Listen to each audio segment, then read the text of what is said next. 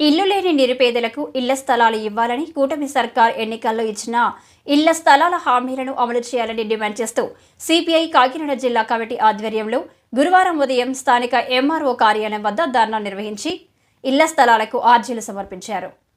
ఈ సందర్భంగా మధు మాట్లాడుతూ ఎన్నికల ముందు రాష్ట్ర ముఖ్యమంత్రి చంద్రబాబు నాయుడు ఇల్లు లేని పేదలకు పట్టణ ప్రాంతాల్లో 2 సెంట్లు, గ్రామీణ ప్రాంతాల్లో 3 సెంట్లు ఇంటి స్థలాలు కేటాయిస్తామన్న వాగ్దానం అమలు చేయాలని డిమాండ్ చేశారు.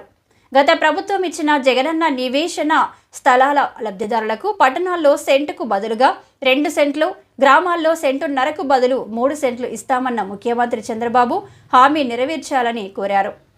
అలాగే గృహ నిర్మాణానికి 5 లక్షల రూపాయలు మంజూరు చేయాలని డిమాండ్ చేశారు. జగన్ ఇచ్చిన ఇళ్ల స్థలాల భూసేకరణలో ఇళ్ల స్థలాలు ఇవ్వాలని, లేకుంటే వచ్చే నెలలో కలెక్టరేట్ వద్ద ధర్నాలు చేపడతామని, అప్పటికీ ప్రభుత్వం దిగిరాకపోతే ఇళ్ల స్థలాల సాధన సమితి ఏర్పాటు చేసి పోరాటం చేస్తామని ఆయన హెచ్చరించారు.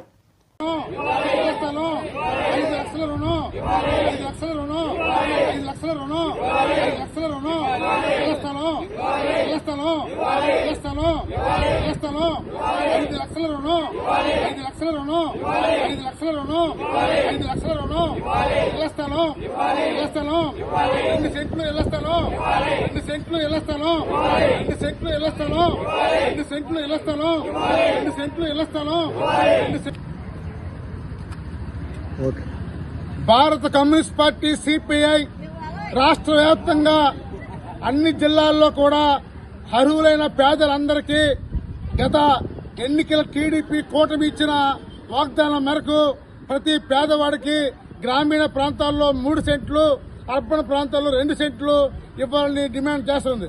అందులో భాగంగానే కాకినాడ జిల్లాలో ఇప్పటికే చాలా దరఖాస్తులు రాశాము.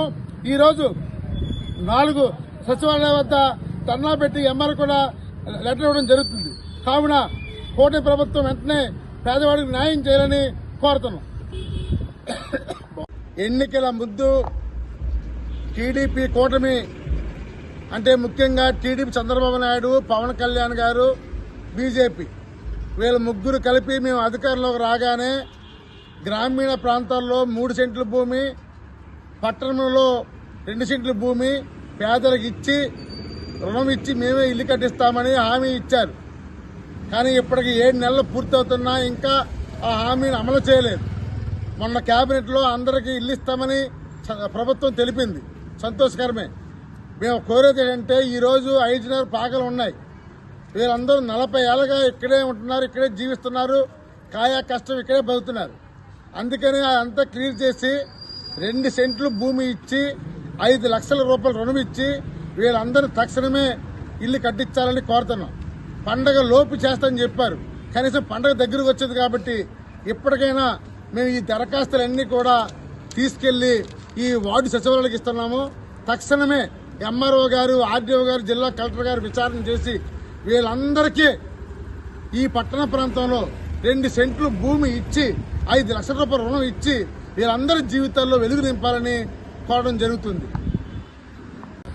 భారత కమ్యూనిస్ట్ పార్టీ సిపిఐ రాష్ట్ర వ్యాప్తంగా అర్హులైన పేదలందరికీ ఇళ్ల స్థలాలు ఇవ్వాలని డిమాండ్ చేస్తుంది.